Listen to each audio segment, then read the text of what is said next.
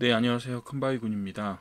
오늘은 어제까지 이평선 이야기를 말씀을 다 드렸고요. 그래서 오늘은 제가 문득 생각을 해보니까 제가 지금까지 세 가지 주제를 다뤘어요. 하나는 캔들 차트를 이해하는 방법을 다뤄봤고요. 두 번째로는 제가 추세 이야기를 조금 했었죠.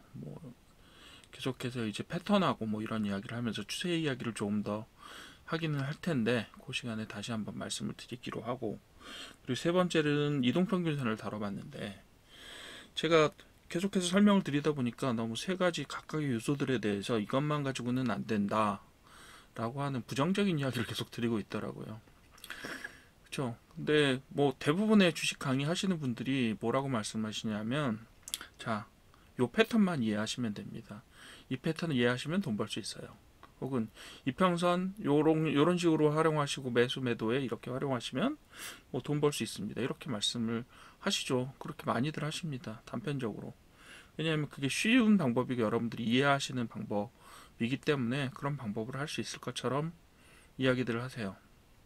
근데 단편적으로 그런 방법으로만 할 경우에 굉장히 위험해질 가능성이 높습니다. 단편적으로 보기 때문에. 그렇죠?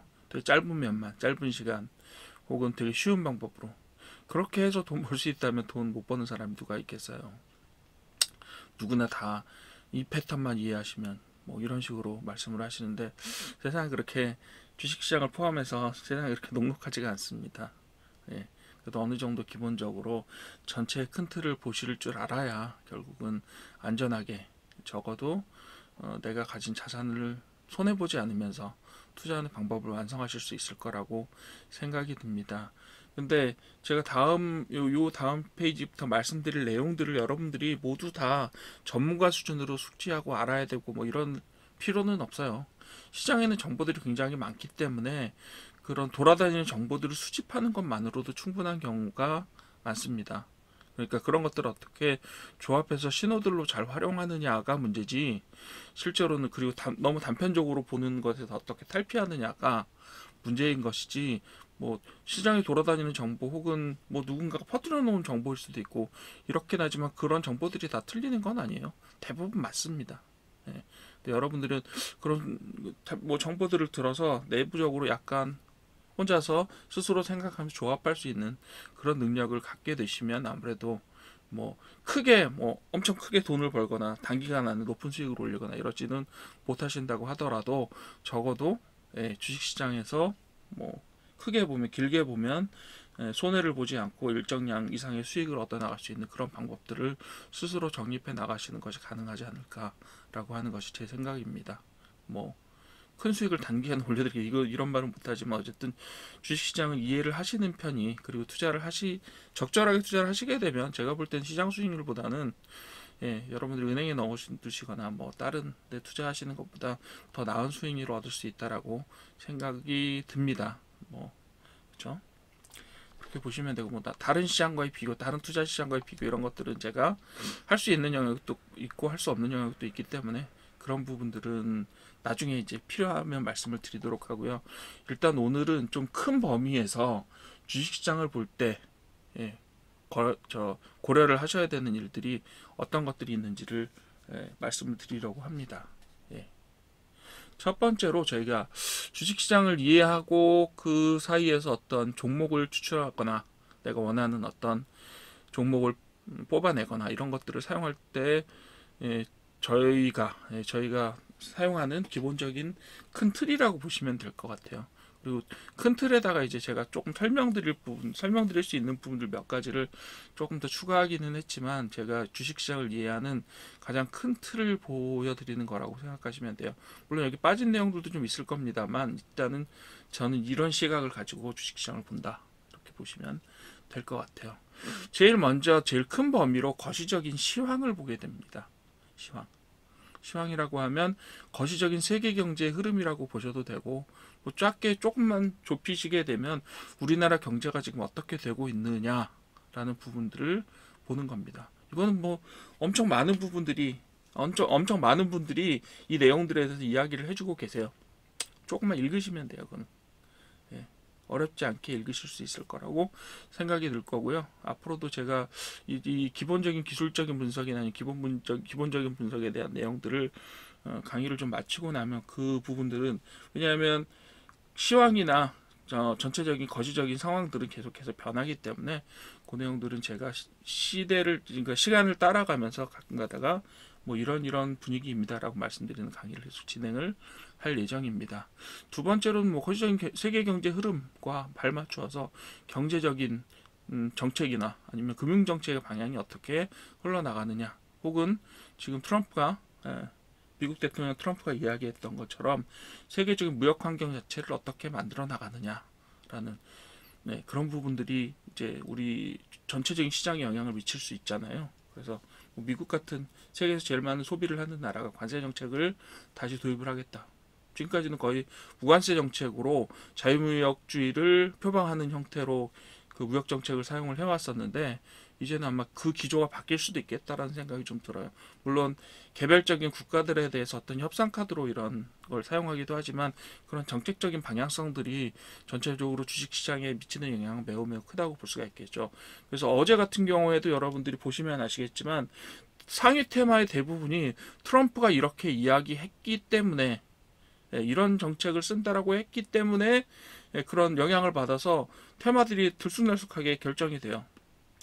요즘은요, 테마 보시게 되면요, 뭐 다음 시간에 테마를, 요 다음 파트가 테마긴 하지만 테마가 결정될 때요, 몇 명의 빅마우스들, 되게 큰 수준의 이야기를 하는 사람들의 말에 따라서 테마가 갑자기 나타나요. 그래서 불쑥 솟아오릅니다.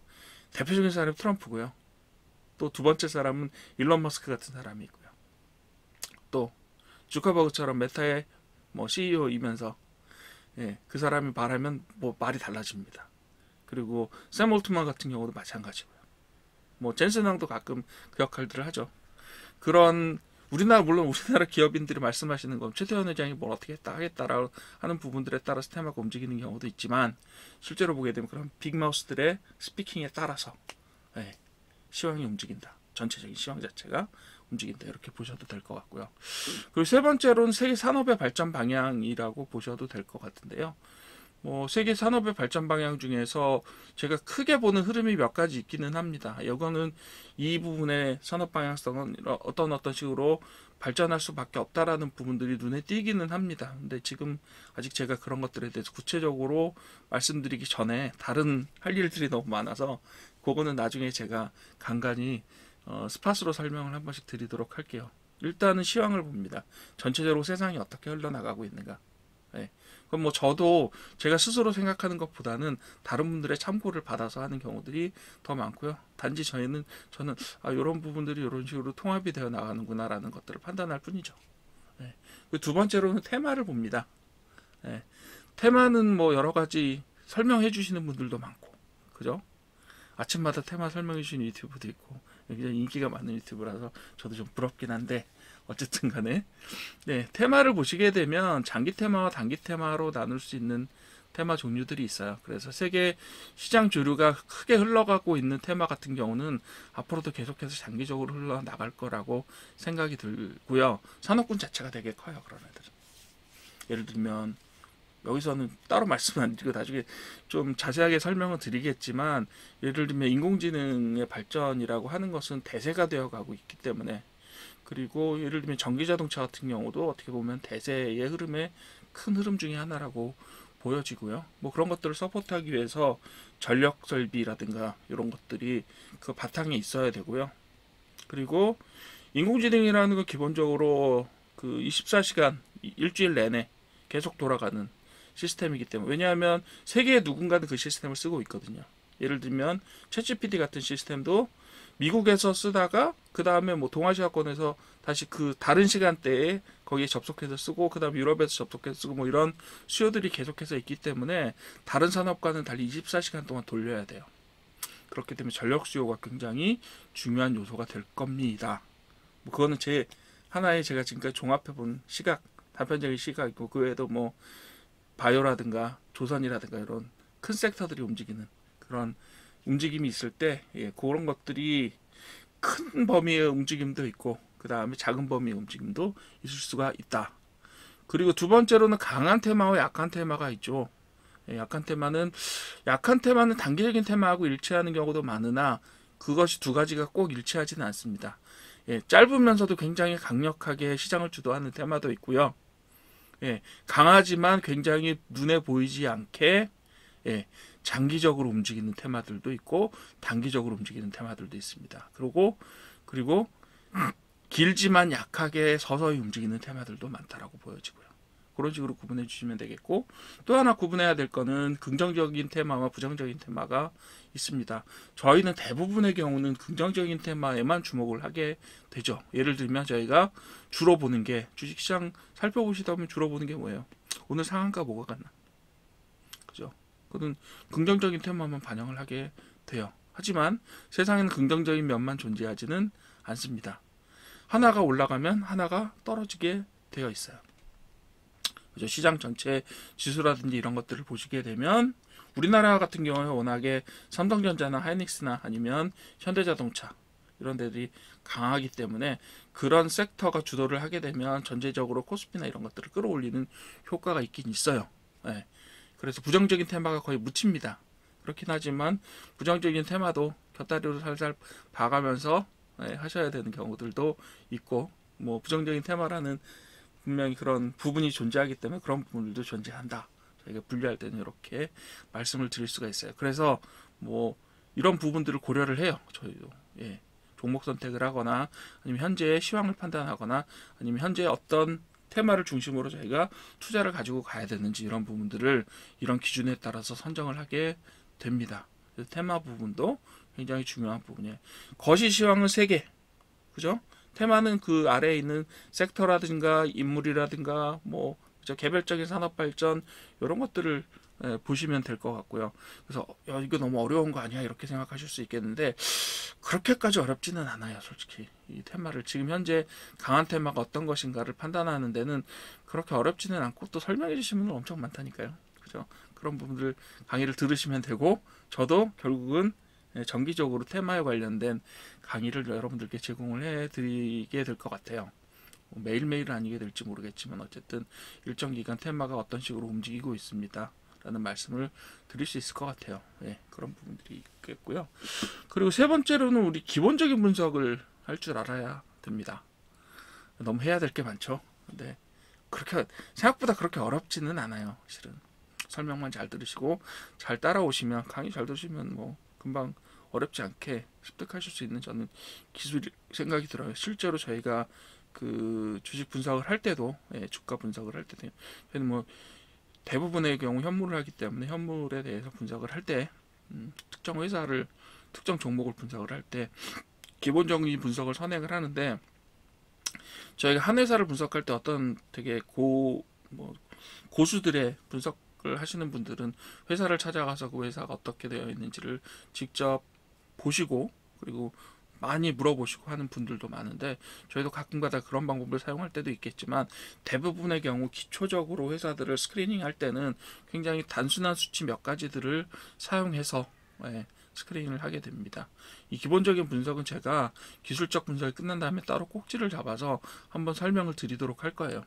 이런 부분들을 중심으로 보시면 됩니다. 근데 되게 어렵지는 않습니다. 저도 경영학과를 나왔고, 물론 이제 제가 회계사를 하려고 했던 생각은 별로 없어서 회계사를 공부를 하지는 않았지만 저도 뭐 중급 회계까지 들어야만 됐고, 그래서 회계에 대한 감각은 어느 정도 가지고 있고 회사를 어떤 식으로 평가하는지는 알고 있습니다만, 그렇다고 하더라도 그런 전문 지식이 없어도 기본적인 분석을 충분히 하실 수 있어요. 어렵지 않습니다. 그래서 제가 강의해 드리려고 하는 거예요. 첫 번째로 보셔야 되는 건 회사의 재무 상태입니다. 그래서 회사의 재무 상태를 볼 때는 일반적으로 뭘 보느냐 하면 매출하고 손익을 먼저 봐요. 매출은 뭔지 아시죠? 회사가 얼마나 팔아먹느냐, 회사가 얼마나 판매를 많이 하느냐, 혹은 회사 같은 경우는 그렇잖아요. 판매하는 게 서비스 아니면 물건이거든요. 그래서 그걸 얼마나 많이 파느냐. 두 번째로 그것을 통해서, 그런 사업 활동을 통해서 지속적으로 수익을 내고 있느냐 아니면 손해를 내고 있느냐, 그런 부분이 되겠고요. 그래서 뭐 예를 들면 주가가 뭐 자기 자본 가진 것보다 시총이 몇 배, 시가총액이 몇 배 올라가 있는 기업들 중에도 왜? 6년, 7년째 계속 적자를 내고 있는 기업들도 있어요. 기술특례 당장을 했던 기업들 같은 경우는 그런 부분들이 분명히 존재하고 최근에 뭐 적자를 계속 내고 있다고 하더라도 어떤 방식을 뭐 예를 들면 자산 매각이라든지 이런 식으로 해서 계속해서 회사를 유지시켜 나가는 회사들도 있어요. 근데 그런 회사들은 아무래도 어때요? 성장하거나 아니면 자기 업황을 개선시키기 조금 힘든 경우도 있어서 그런 부분들은 평가를 하게 됩니다. 그리고 세 번째로는 자본하고 자산이 얼마나 되느냐. 여기에는 자본금이 얼마나 되고 자기들이 가지고 있는 자본이 얼마나 되고 거기에 부채를 합쳐서 총 자산이 얼마나 되고 뭐 이런 식으로 평가를 하게 됩니다만 역시 되게 어려워 보이지만 말이 어려울 뿐이에요. 여러분들이 조금만 익숙해지시면 그 HTS 상에서 나온 기업 정보를 통해서 여러분들이 회사를 충분히 평가를 할 수 있습니다. 단 하나 걱정이 있다면 분식회의하는 회사들은 조금 알아내기 어렵습니다. 그런 것들은 약간의 맹점이라고 볼 수 있으나 그거는 저희가 알아내기는 조금 아무리 심층조사를 해도 잘 못 알아내요. 그거는 왜냐하면 회사 내부자들도 잘 모르는 경우도 많기 때문에 그래요. 네. 그런 부분들이 있다. 그 다음에 이제 중요하게 보셔야 되는 또 한 가지 요소는 시가총액이에요. 그 회사가 얼마만큼 시장에서 평가를 받고 있느냐. 결국 자본과 시가총액을 비교해보는 그런 행동들을 여러분들이 나중에 하셔야 될 거라고 봅니다. 그리고 뭐 성장률 같은 것들이 보조적인 지표로 활용이 될 수가 있겠죠. 네. 매출액이 발생하는데 아직 손익은 마이너스야. 그렇지만 매출액 성장률이 엄청 폭발적으로 일어나서 단기간 안에 뭐가 일어날 수 있다? 왜? 흑자 전환이 일어날 수 있다라고 하면 긍정적인 신호가 될 수도 있겠죠. 물론 개인에 따라서 이걸 긍정적인 신호로 받아들이느냐 아니면 흑자 전환했을 때를 신호로 받아들이느냐 아니면 흑자가 연속으로 어느 정도 발생을 해야 그 회사를 긍정적으로 보느냐는 여러분들이 결정하실 일이기는 해요. 어느 정도 리스크 테이킹을 할 거냐 어느 정도 위험성을 여러분들이 부담하실 거냐라는 부분에 따라서 결정되기는 합니다. 어쨌든 근데 이걸 모르시면 안 돼요. 알고 나서 결정 기준을 세우고 결정을 하는 건 여러분들이 어느 정도 결정을 하셔야 되는 부분이 있을 수 있으나 아셔야 된다. 그리고 기본적 분석의 두 번째는 뭐예요? 회사의 지배구조 아셔야 돼요. 어떤 사람이 과연 이 회사를 지배하고 있느냐. 그래서 첫 번째로는 대주주 구성이 어떻게 되어 있느냐라는 부분이 될 수가 있겠죠. 대주주 구성은 두 가지로 보세요. 첫 번째로는 과연 누가 이 회사를 지배하고 있느냐. 예를 들면 뭐가 있죠? 네, 개인이 지배하고 있는 경우도 있고요. 법인이 지배하는 경우도 있는데 법인 지배 같은 경우는 회사의 관계사들 경우엔 상위의 어떤 지주사라든가 아니면 좀 큰 회사들이 작은 회사를 지배하는 경우들이 대부분이잖아요. 계열사 뭐 이런 식으로 부르는. 그렇죠?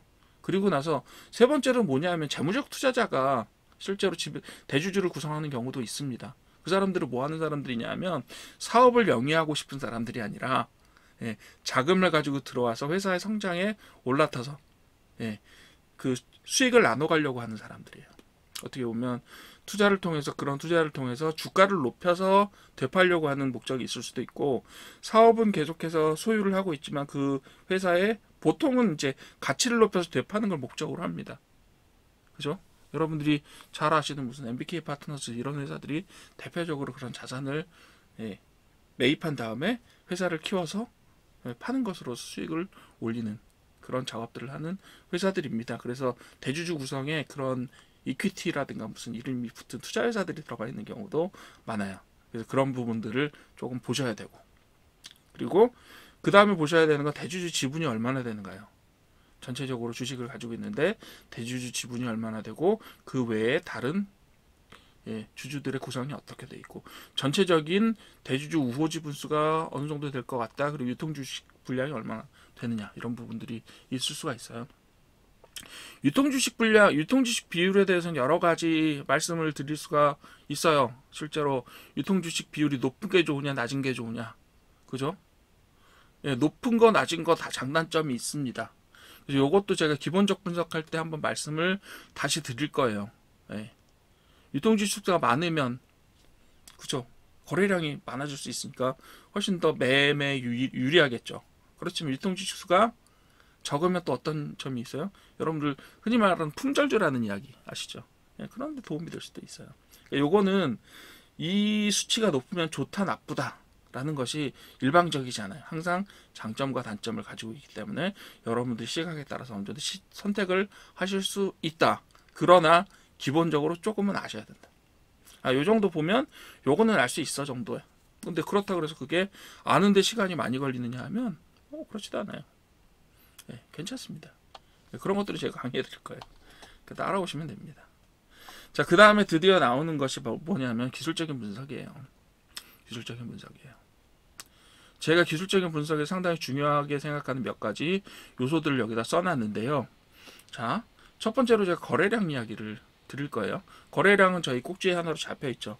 굉장히 중요한 개념이기도 하고 다른 개념들이 약간 가격의 개념이라고 해서 약간 그 의도에 따라서 예를 들면 저희가 세력이라 부르는 어떤 세력 그 힘들의 그 돈의 움직임에 따라서 가격들이라는 것은 사실은 이거는 제가 말씀드리기 좀 조심스럽기는 하지만 가격들은 인위적인 조정이 가능해요. 가격들은 특히 종가나 뭐 이런 특정하게 우리가 이평선에 사용되는 가격들도요. 여러분들이 충분히 돈이 있으면 그런 부분들을 오르게 하거나 내리게 하거나 이런 것들이 가능할 거라고 봅니다. 그래서 근데 그 중에서 제일 중요한 물리량은 사실은 거래량밖에 없어요. 그렇기 때문에 거래량이 중요합니다. 두 번째로 저희가 사용하는 게 뭐가 있냐면 캔들하고 이동평균선을 사용해서 패턴하고 추세를 잡아냅니다. 그죠?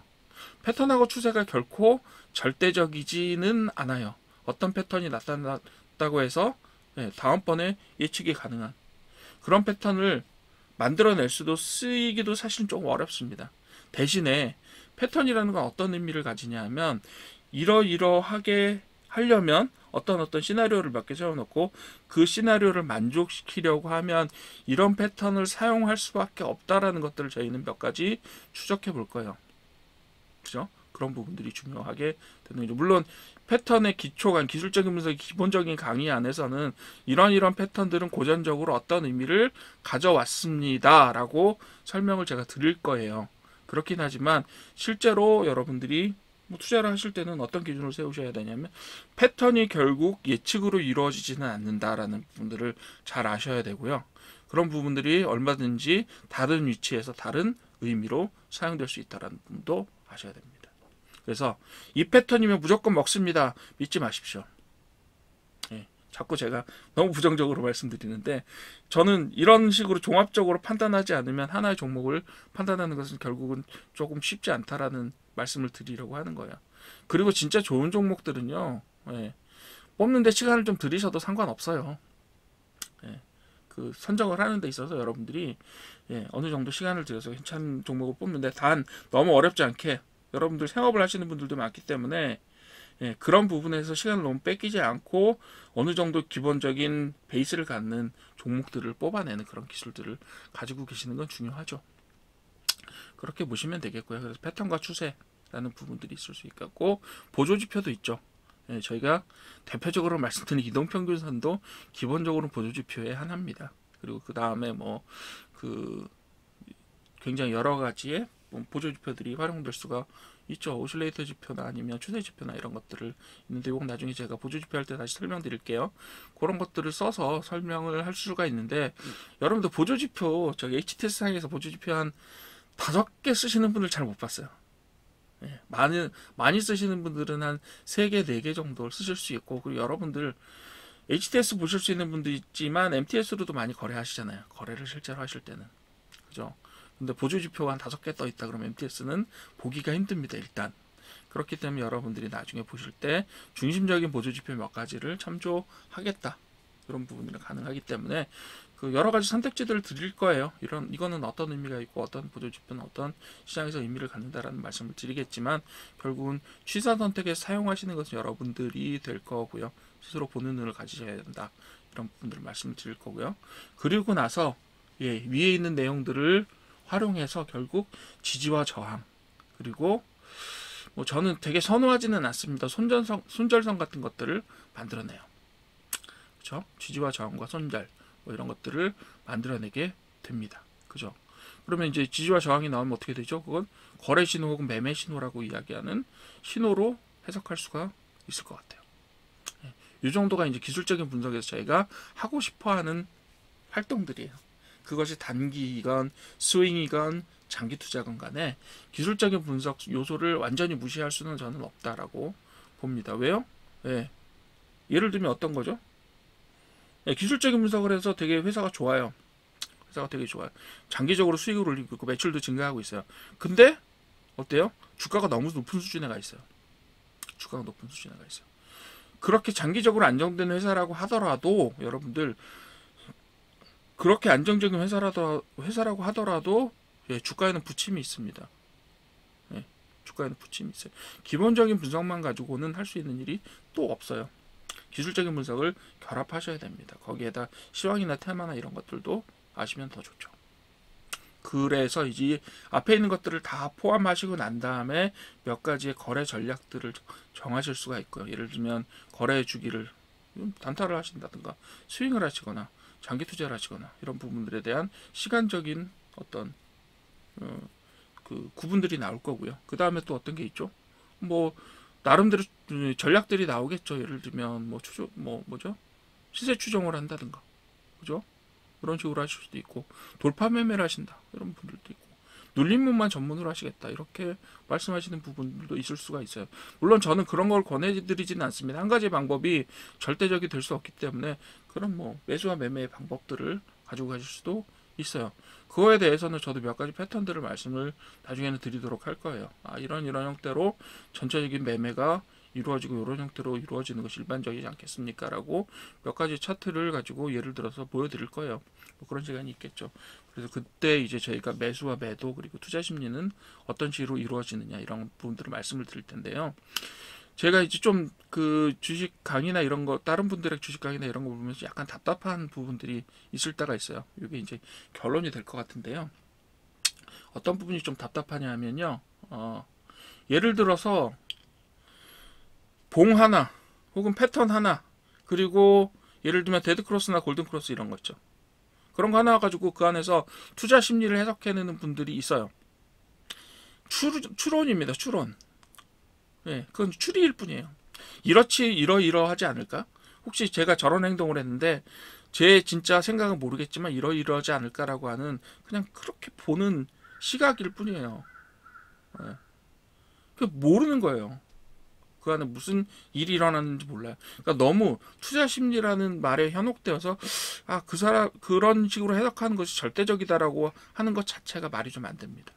그래서 그런 부분들은 여러분들이 앞으로 단편적인 시각으로 어떤 추론을 이끌어내고 그 추론에 따라서 내 투자 행위를 결정하는 그런 행동을 앞으로 좀 안 하셨으면 좋겠습니다. 그 외에도 되게 타당하고 이러이러해야만 한다라고 해서 쓸 수 있는 방법들은 너무너무 많아요. 그렇기 때문에 여러분들이 어떤 그 일방적인 추론을 통해서 하실 필요는 앞으로는 없을 것 같다. 다른 기준을 쓰셔도 충분히 어때요? 예, 여러분들이 만족하실 만한 어떤 안정성을 가지고 투자할 수 있는 방법은 많다. 이렇게 저는 생각을 합니다. 그래서 그런 기조에서 앞으로 여러분들 강의를 진행해 나갈 겁니다. 예, 오늘도 들어주셔서 감사드리고 오늘은 시간이 조금 오래 끌었네요. 좀 지겨우실지도 모르겠으나 어쨌든 봐두시면 조금 도움이 될 거라고 생각이 듭니다. 감사합니다.